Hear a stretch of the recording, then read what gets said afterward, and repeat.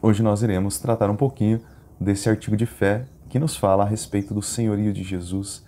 Nós dizemos no credo, todo domingo na missa nós dizemos: creio em Jesus Cristo, seu único Filho, nosso Senhor. Vamos então meditar um pouquinho sobre este artigo.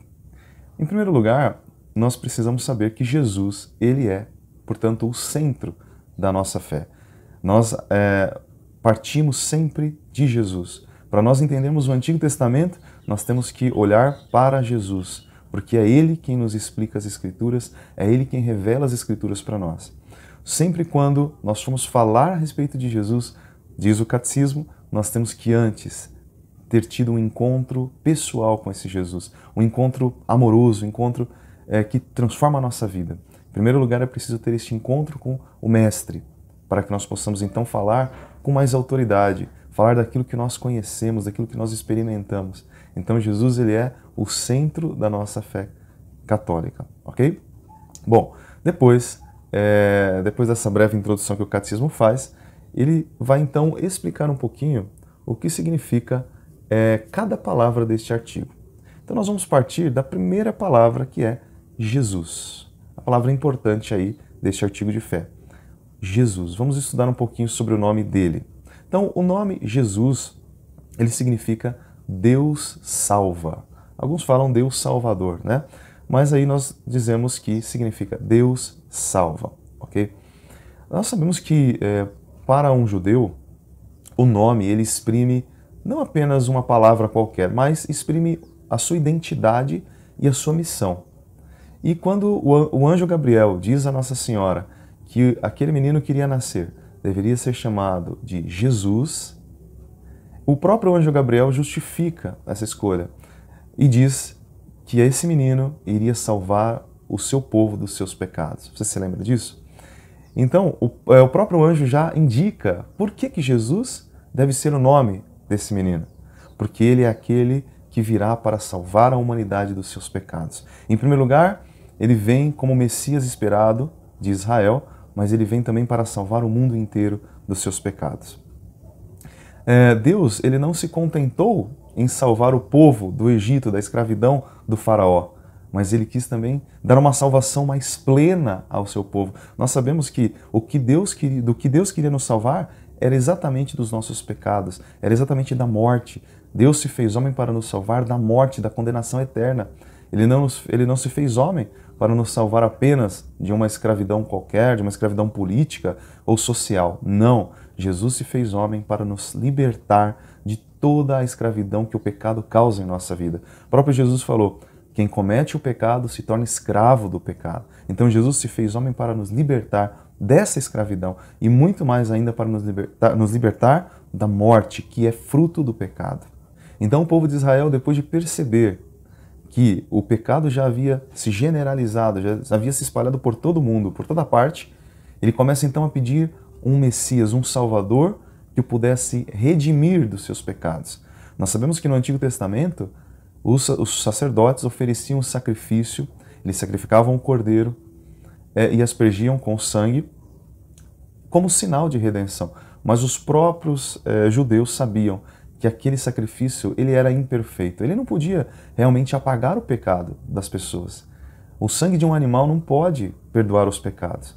Então, era preciso que o próprio Deus pudesse vir e derramar o seu próprio sangue. Apenas o sangue divino podia nos libertar. O sangue de um animal jamais, mas apenas o sangue divino. E é exatamente o que Israel então começa a pedir a Deus. Ele começa a pedir um redentor, aquele que pudesse libertá-lo de verdade.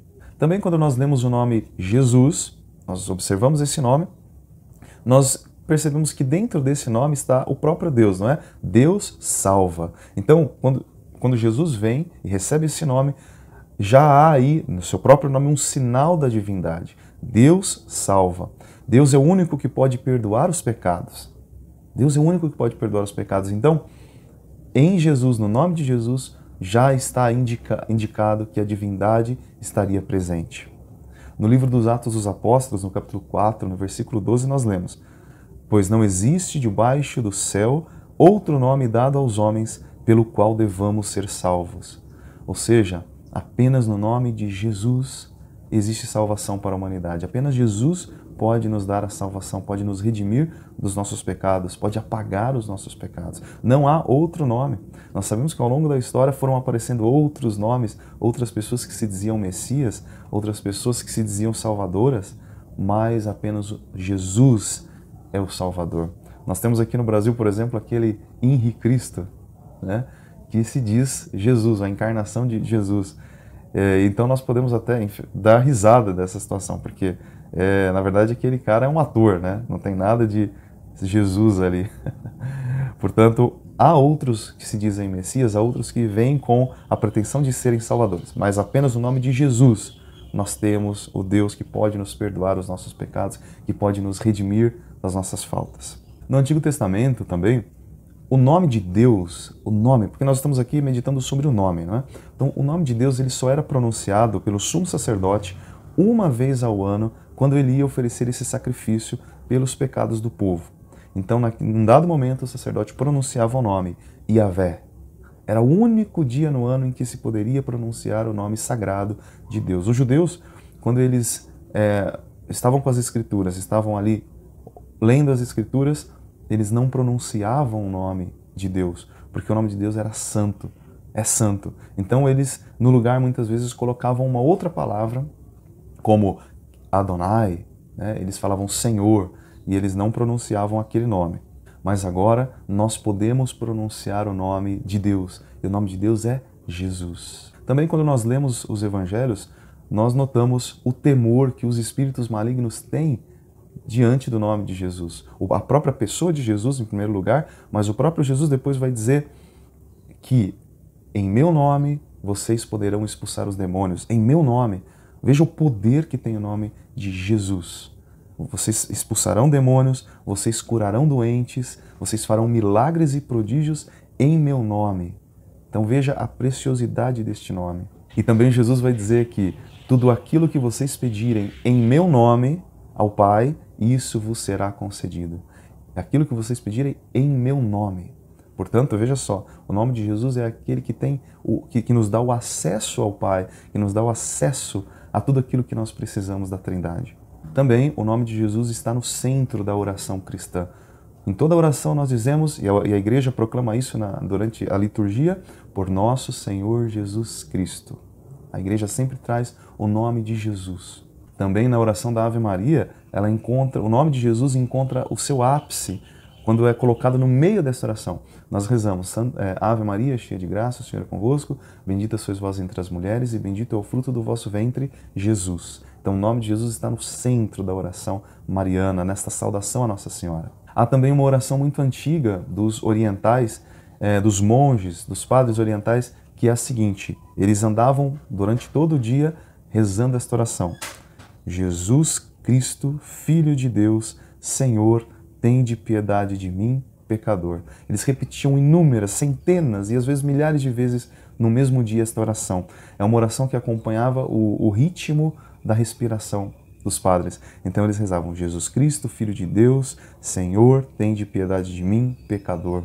Ou seja, era a invocação do nome de Jesus o tempo todo. Ou, por exemplo, a oração bizantina, em que você repete sem parar o nome de Jesus. Jesus, Jesus, Jesus. Como o Padre Marcelo ensina, né? Há muito tempo ele trouxe essa oração bizantina para nós aqui. Então, a invocação do nome de Jesus, ela tem poder. E muitos santos também morreram pronunciando o nome sagrado, o nome santo Jesus. Muitos morreram, como Joana d'Arc, que morreu com o nome de Jesus em seus lábios. Bom, nós acabamos então de falar a respeito da palavra, do nome Jesus. Mas acompanhado a este nome vem o título Cristo. E o que significa dizer que Jesus é Cristo? Vamos lá. Então a palavra Cristo, ela vem do grego e é uma tradução da palavra hebraica Messias, que significa ungido. Então Jesus, ele é considerado ungido do Pai. Nós vamos entender por que Jesus é chamado então de Messias, por que ele é o ungido. Então, em primeiro lugar, no Antigo Testamento, eram ungidos os reis, ungidos com óleo. O óleo simbolizava ali a força de Deus, o Espírito Santo, né? Então, os reis eles eram ungidos com óleo, também os sacerdotes eram ungidos com óleo, e alguns profetas, alguns deles foram também ungidos com óleo. Então a unção, ela significa esta escolha de Deus, esta eleição de Deus e a força que Deus infunde naquele que ele chama. Então Deus chama o rei e para que o rei possa bem conduzir o seu povo, Deus então o unge com o seu espírito, unge com a sua força e com a sua sabedoria. As profecias messiânicas do Antigo Testamento diziam que o Messias seria o ungido e além disso ele deveria ser sacerdote, rei e profeta. O ungido, o Messias que viria, ele levaria consigo essa tríplice missão de ser rei, sacerdote e profeta. Lá no Natal, quando nós lemos nos Evangelhos, os anjos aparecem aos pastores e dizem: hoje vos nasceu um Salvador, que é o Cristo Senhor. E Cristo significa ungido, significa aquele que é ungido por Deus para uma missão. O próprio Jesus, ele foi gerado no ventre de Maria pela força do Espírito Santo, ou seja, ele já era ungido desde o ventre materno. Ele recebe a descendência de Davi, portanto, tem a ver com o reinado, ele recebe a descendência de Davi por meio de São José. Porque quem era descendente de Davi? Era São José, Nossa Senhora não, mas José era. Então, quando Maria se une a José, ela recebe também esta descendência. Então, Jesus, ele recebe a descendência de Davi por meio de São José. E é interessante também o que nos vai dizer Santo Irineu, lá no início da igreja. Ele diz: o Pai ungiu, o Filho foi ungido e o Espírito é a própria unção. Ou seja, em Cristo a Trindade está presente. E lá no livro dos Atos dos Apóstolos, no capítulo 10, no versículo 38, nós vamos ler que Deus ungiu Jesus com o Espírito Santo e com poder. Também, durante a sua vida pública, muitos judeus e muitos pagãos reconheceram Jesus como o Messias. Eles perceberam que Jesus, ele tinha todas as características daquele que seria ungido, enviado por Deus. Então eles começam a identificar por meio dos sinais que Jesus realizava, por meio dos seus milagres e prodígios, que ele era o Messias. Entretanto, muitos judeus esperavam o Messias, um Messias político, um Salvador, um Cristo que viria não para salvar o povo dos pecados, não para ser aquele que iria realizar os prodígios, sinais, milagres, ia libertar o povo do pecado, não. Muitos judeus, eles esperavam um Messias político, que iria então libertar o povo judeu desta opressão sofrida por causa do Império Romano. Então eles imaginavam um Messias político, E aí quando o Messias se manifesta, ele é exatamente o contrário disso. Ele é um Messias que vem para nos salvar dos pecados e para nos devolver uma vida eterna. E a realeza de Jesus também, ela se manifestará no alto da cruz. Jesus é rei, ele é o rei. Lembra que eu falei que ele recebe então essa tríplice missão de ser rei, sacerdote e profeta? Jesus, ele é o rei, o seu reinado se manifesta lá na cruz. Ele mesmo vai dizer: o meu reino não é deste mundo, mas o meu reino é o reino dos céus. É o reino que vem além desta vida terrena. E ele mesmo vai dizer: eu vim para dar a minha vida pela multidão. Jesus é o rei que vem para dar a sua vida. Ele não vem para ser servido, mas ele vem para servir e dar a sua vida em favor de muitos. E agora nós falaremos um pouquinho também a respeito da segunda parte deste artigo de fé que dá o título a Jesus de Filho Único de Deus. O que significa isso, que Jesus é o Filho Único? Você pode olhar e dizer assim: mas eu também não sou filho de Deus? Por que a gente fala que Jesus é o Filho Único? Então nós vamos tentar explicar um pouquinho o que isso significa. Então eu peço que você pegue aí o seu catecismo no parágrafo 441 e eu vou ler para você essa introdução a este artigo Filho Único de Deus. Diz assim o catecismo: Filho de Deus no Antigo Testamento é um título dado aos anjos, ao povo da eleição, aos filhos de Israel e a seus reis. Significa então uma filiação adotiva que estabelece entre Deus e sua criatura relações de uma intimidade especial. Quando o rei Messias prometido é chamado Filho de Deus, isso não significa necessariamente, segundo o sentido literal desses textos, que ele ultrapasse o nível humano. Não. Os que designaram Jesus como Messias de Israel talvez não tenham tido a intenção de dizer mais do que isto. Ou seja, o catecismo está dizendo aqui que no Antigo Testamento os reis eram chamados de filhos de Deus, os anjos eram chamados de filhos de Deus. Ou seja, quando os judeus eles chamam Jesus de filho de Deus, eles não têm uma intenção mais profunda, por exemplo, de dizer que ele é o enviado, que ele é o filho eterno do Pai. Na verdade, não. Eles estão apenas mostrando que ele é alguém especial, certo? Que ele tem uma conexão com Deus acima de qualquer pessoa. tá bom? Então é nesse sentido que Jesus é chamado de Filho de Deus ali pelos judeus. Eles não entendiam a profundidade do que isso significaria, né? Por exemplo, depois Pedro vai dizer o seguinte, você se lembra quando Jesus pergunta, e para vocês, quem eu sou? E Pedro vai dizer, inspirado por uma revelação, tu és o Messias, tu és o Cristo, o Filho do Deus vivo. O Filho do Deus vivo. E aí Jesus olha para Pedro e diz, feliz és tu, Simão, né? Porque não foi nem a carne nem o sangue que te revelaram isso, mas o meu Pai que está no céu. Ou seja, Pedro recebeu uma revelação que ia além do conhecimento natural. Ou seja, dizer que Jesus era o Cristo, o Filho de Deus vivo, ia muito além do que aquelas simples palavras poderiam significar. O próprio São Paulo depois vai dizer que Deus revelou o seu Filho. E também diz, ele é o Filho de Deus. Por diversas vezes nós vamos ver no Novo Testamento, nas cartas, nós vamos ler esse título que é atribuído a Jesus. Ele é o Filho único do Pai, ele é o Filho primogênito. O próprio Jesus, ele vai dizer que ele é o Filho do Pai, ele é quem conhece o Pai. Lembra quando ele diz, pois ninguém conhece o Pai senão o Filho, e a quem o Filho quiser revelar. E o próprio Jesus, ele se coloca acima dos anjos. Ora, se ele se coloca acima dos anjos, lembra lá no finalzinho do Evangelho de Mateus, quando ele diz, o Filho do Homem virá com os seus anjos? Ou seja, ele se coloca acima, os anjos são seus, então ele está acima dos anjos.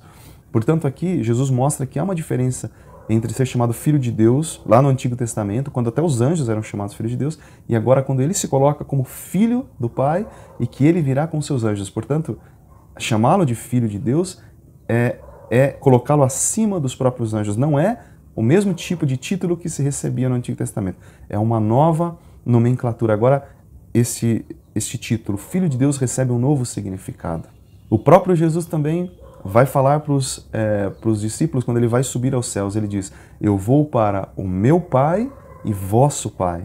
Veja que Jesus faz uma distinção entre o Pai dele e o Pai nosso. Quando nós dizemos que Jesus é o Filho de Deus, nós estamos nos referindo à relação que nós dizemos, que a igreja chama de intratrinitária, ou seja, Jesus ele é o Filho do Pai desde toda a eternidade. Existe uma relação entre o Pai, o Filho e o Espírito Santo, que é o mistério da Trindade, em que Jesus ele é gerado pelo Pai.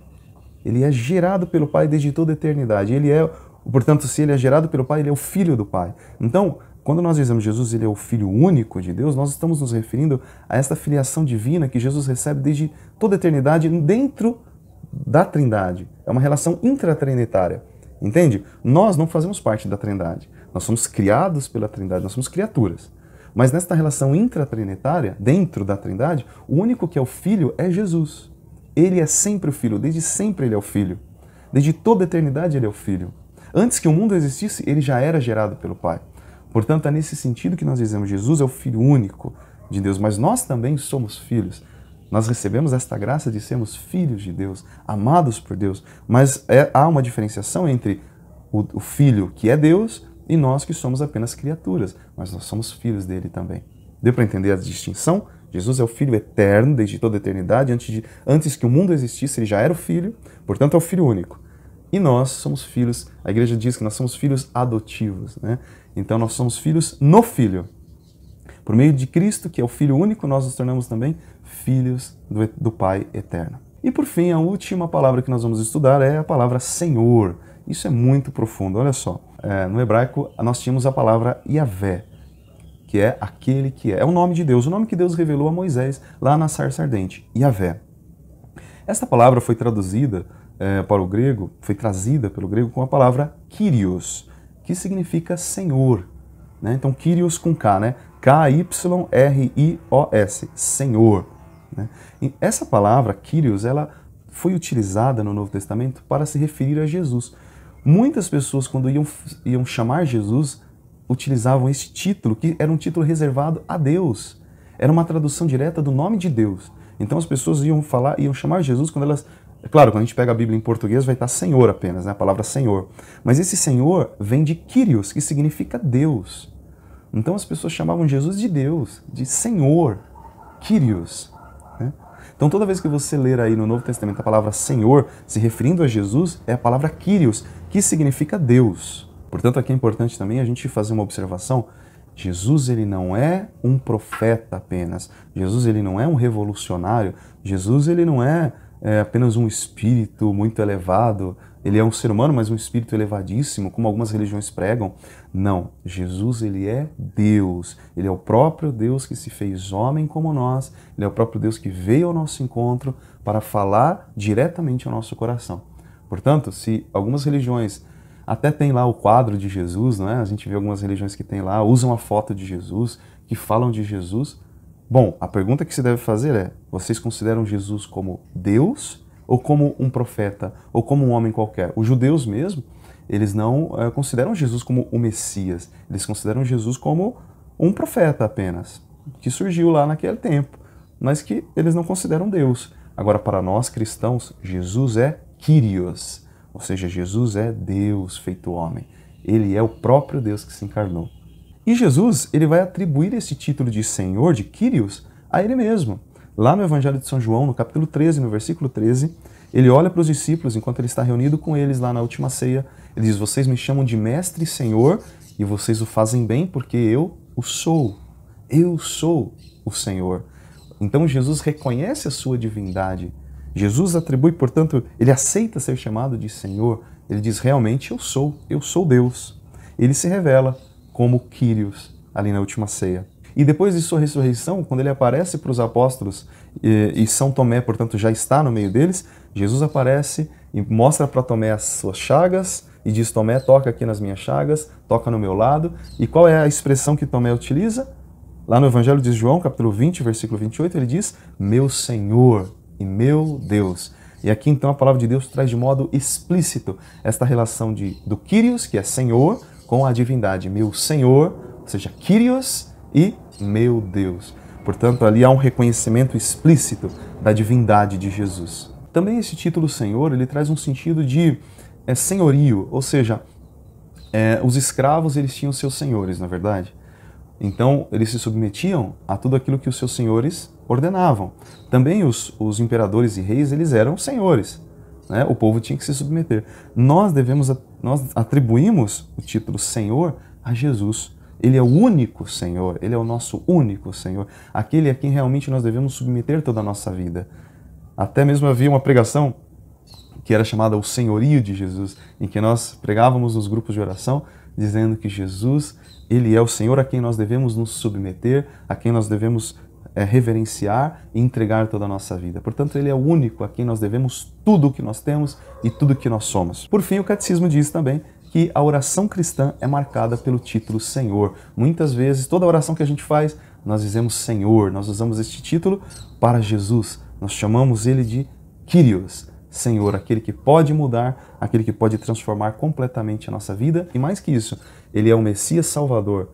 Jesus é aquele que pode realmente nos salvar dos nossos pecados, nos libertar da morte e nos dar uma vida plena e uma vida eterna. Amém? Então, assim nós encerramos esse nosso estudo em que nós procuramos compreender o que significa dizer creio em Jesus Cristo, seu único Filho, nosso Senhor. E nós então agradecemos a Jesus por ter estado conosco durante esta nossa aula. Queremos entregar a Ele tudo aquilo que temos e somos, reconhecê-lo como nosso Senhor e que nós possamos então continuar firmes nesta caminhada, pedindo que Ele derrame sobre nós a força do Espírito Santo e a sua bênção, em nome do Pai, do Filho e do Espírito Santo. Amém. Fique com Deus e até a nossa próxima aula.